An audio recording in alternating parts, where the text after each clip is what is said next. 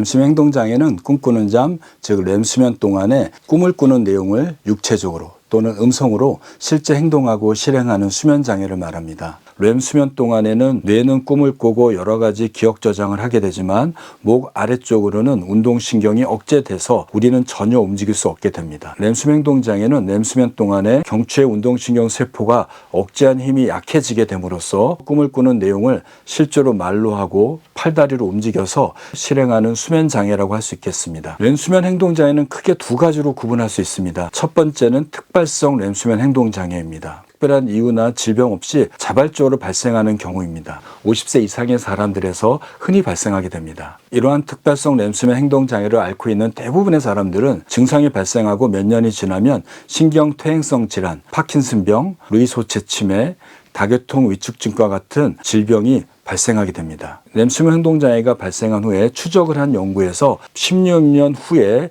약 80% 환자들이 파킨슨병이나 다교통 위축증과 같은 퇴행성 질환이 발생하였습니다. 특별한 이유 없이 렘수면 행동장애가 나타나게 되면 이러한 퇴행성 질환이 발생하는 전조 증상으로 인식하고 있습니다. 2차성 렘수면 행동장애는 수면 무호흡증, 기면병과 같은 여러 수면장애나 과도한 음주 등에 의해서 발생하게 됩니다. 항우울제를 복용하는 사람들의 경우에도 렘수면 행동장애가 잘 발생하게 됩니다. 렘수면 행동장애는 굉장히 다양한 증상을 보이게 됩니다. 첫 번째는 손을 까딱까딱 하거나 몸을 약간 떨거나 같은 가벼운 근육 경련이나 사지 움직임이 나타날 수 있습니다. 그 외에도 말을 하거나 소리를 지르거나 비명을 지르는 경우도 있고요. 잠자다가 허공을 대고 헛손질을 치거나 주먹을 날리기도 하고요. 옆에 자는 사람을 주먹으로 쳐서 다치게 만들 수도 있습니다. 또한 침대에서 뛰어내려서 골절을 입기도 합니다. 그런데 안타까운 거는 렘수면 행동장애를 앓고 있는 사람들은 본인의 증상을 잘 모른다는 겁니다. 같이 자는 사람이 증상을 알려주거나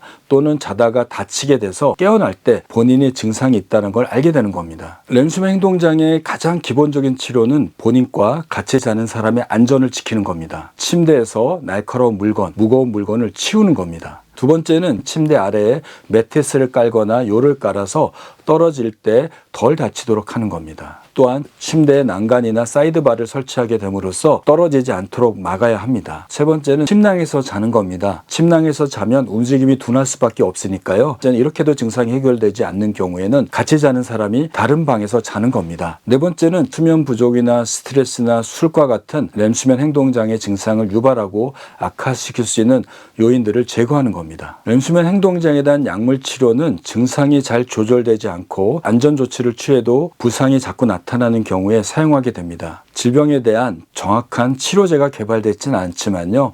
멜라토닌, 클로나제팜, 프라미팩솔과 같은 약물을 사용하게 되면 증상의 발생을 많이 줄일 수 있고 강도도 줄일 수 있습니다. 멜라토닌은 거의 부작용이 없거나 매우 미약하기 때문에 렘수면 행동장애 치료에 1차 약물로 사용하게 됩니다. 잠들기 전에 아주 적은 용량의 클로나제팜, 리보트릴을 복용하게 되면 대부분의 환자들은 악몽이나 소리 지름, 또 움직임이 많이 줄어든다고 합니다. 프라미팩솔은 도파민 작용제로 알려져 있습니다. 렘수면 행동장애가 있는 환자들한테 이 약물을 소량 투여하게 되면 증상이 완화되고 빈도가 줄어든다고 합니다. 따라서 렘수면 행동장애가 있는 경우에 적절한 약물 치료를 통해서 수면의 질이 개선되고 잘 자게 되면 파킨슨병과 같은 퇴행성 질환으로 진행되는 것을 막을 수 있을 것으로 생각됩니다. 따라서 렘수면 행동장애를 적극적으로 치료해서 좋은 수면을 유지하시고 질병을 예방하시기 바랍니다.